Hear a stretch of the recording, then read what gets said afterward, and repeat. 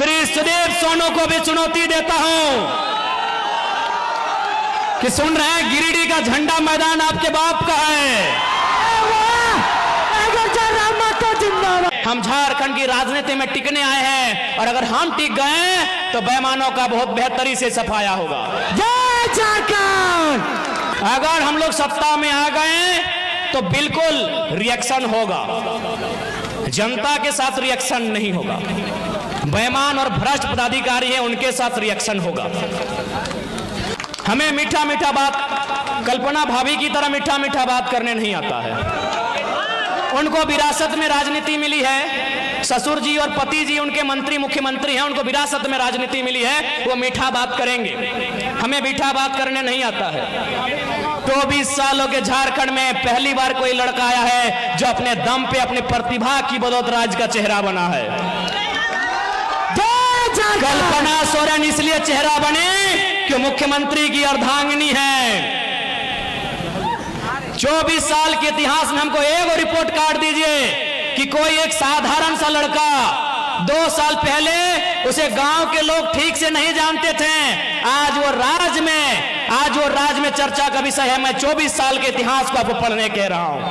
एक बार एक इतिहास हमको बताइए।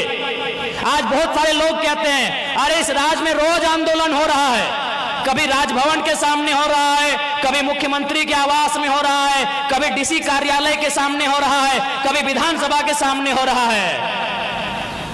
तो रोज नेता बनना चाहिए, कहां बन रहे हैं? और हम तो जिस आंदोलन की शुरुआत किए थे 50 लड़के थे। मैंने जिस आंदोलन की शुरुआत की थी धनबाद से, मात्र 50 लड़के थे और आज आपके बीच एक चेहरा बन के आया है। क्यों? क्योंकि ये नियति की मांग थी। नियति चाहती थी कि कोई आए सामने जो झारखंड के मुद्दों पे खुल के बात करे, कोई आए सामने जो झारखंडियत पे खुल के बात करे, लेकिन कोई बात नहीं करना चाहता था। वो कहते हैं ना कि बिल्ली से तो हर कोई परेशान है, लेकिन घंटी बांधेगा कौन? घंटी बांधेगा कौन?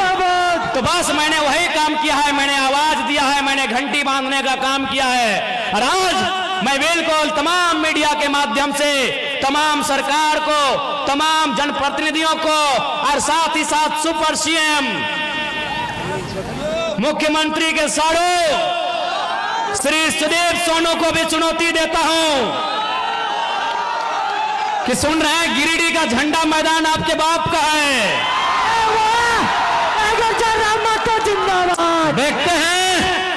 देखते हैं सोनू जी वो झंडा मैदान कब तक आपके बाप का रहता है। बड़ा दुर्भाग्य, एक लोकतांत्रिक देश में हम लोग 2 साल से झंडा मैदान में सभा करने की बात कर रहे हैं। पता नहीं जिला प्रशासन भी मौन क्यों हो जाती है, जिला प्रशासन भी अंतिम समय निर्णय क्यों बदल देती है। तो ये ठीक है सोनू जी, अभी समय आपका है, लेकिन याद रखिएगा कि आप जो घमंड कर रहे हैं अपने पद का और मुख्यमंत्री से आपके परिचय का, ये ज्यादा दिन नहीं टिकेगा। सोच सकते हैं एक लड़का जो ना विधायक है ना सांसद है, अगर उससे इतना खौफ बन सकता है तो जो लोग संवैधानिक पदों में हैं उनसे कितना खौफ बनेगा, आप अंदाजा लगा लीजिए। अब सवाल है क्यों नहीं चाहते हैं, ये क्यों नहीं चाहते हैं? नहीं, ये इसलिए नहीं चाहते हैं क्योंकि इन्हें वो कंपनियां चंदा देती है। ऐसा नहीं है कि जरा महतो को उन्होंने चंदा का प्रलोभन नहीं दिया है।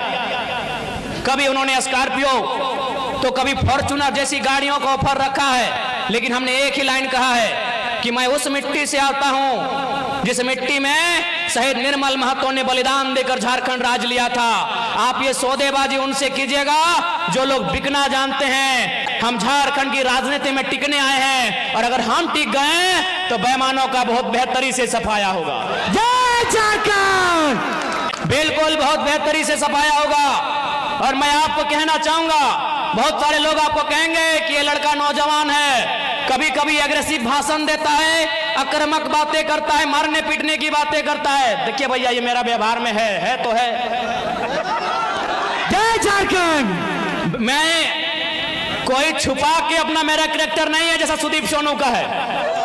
मेरा कोई कैरेक्टर छुपा के नहीं है, मैं जैसा हूं आपके सामने हूं। मुझे टी शर्ट पहन के मंच में आना पसंद है, मैं आता हूं। मुझे खाली पांव पसंद है, मैं खाली पांव आया हूं। मैं कोई दिखावटी नहीं हूं, मैं जो हूं सो हूं। लेकिन हाँ इतना कह देंगे, मैंने 2 साल झारखंड को देखा, बहुत करीब से देखा। लगभग नहीं करने तो 20 करोड़ मुआवजा हम लोग लड़के दिलाए, 20 करोड़ रुपया हम लोग मजदूरों को लड़ के दिलाए। कहीं कहीं नहीं भी दिला पाए, ये भी सही है, लेकिन 20 करोड़ और लगभग 1500 नियोजन हम लोग लड़ के दिलाए। उस लड़ने के क्रम में झारखंड को मैंने बड़े करीब से देखा कि झारखंड में नियम से बात करने से ये राज नहीं चलेगा। इस देश में गांधी का भी आदर है, इस देश में भगत सिंह का भी आदर है, और मुझे लगता है झारखंड में भगत सिंह का चरित्र होना चाहिए। जय जय झारखंड। मैं अगर हम लोग सत्ता में आ गए तो बिल्कुल रिएक्शन होगा, जनता के साथ रिएक्शन नहीं होगा। बेईमान और भ्रष्ट पदाधिकारी हैं, उनके साथ रिएक्शन होगा। मैं आपको इसी गिरिडीह लोकसभा की एक घटना सुना रहा हूं। गिरिडीह लोकसभा और गिरिडीह विधानसभा पीरटांड़ की घटना है। हमारे पीरटांड़ के साथी भी आए, उनसे पूछिएगा। एक दिन उस ब्लॉक परिसर में 2 ऑफिसर चाय पी रहे थे। बातों बातों में चर्चा शुरू हुआ। एक ऑफिसर ने कहा कि सर जयराम महतो का बहुत हवा है, लाखों लोग उसे सुनने के लिए आते हैं, लग रहा है वो गिरिडीह लोकसभा जीत रहा है। तो दूसरे ऑफिसर ने कहा सर अगर वो जीत भी जाएगा तो क्या उखाड़ लेगा दिल्ली जाके, दिल्ली में उसको भाषण देने का मौका भी नहीं मिलेगा। वो एनडीए से भी नहीं है, इंडिया से भी नहीं है, वो मोदी के तरफ से भी नहीं है, वो राहुल गांधी के भी तरफ से नहीं है, तो जयराम महतो क्या उखाड़ लेगा सर दिल्ली में। तो दूसरे अफसर ने कहा कि सर आप ठीक बोलते हैं, जयराम महतो दिल्ली में कुछ नहीं उखाड़ पाएगा, लेकिन सर मेरा दिल कहता है जहां से गिरिडीह शुरू होता है और जहां गिरिडीह खत्म होती है, अगर वहां कोई बेईमान पदाधिकारी उसको दिखा तो रोड में पटक के मार देगा सर।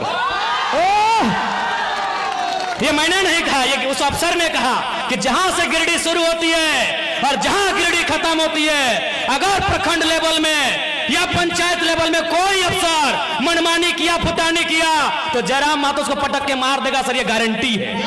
जय झारखंड। यही बेरमो विधानसभा की एक घटना है। एक आदमी को अटेंडेंस रोक दिया गया था। वो आदमी हमारे पास आया, बोला भैया ये ऐसा ऐसा बात है। हमने कहा कि अधिकारी को फोन लगाइए, तो बोला नहीं एसपीओ की पीओ था, बोले लगाइए फोन।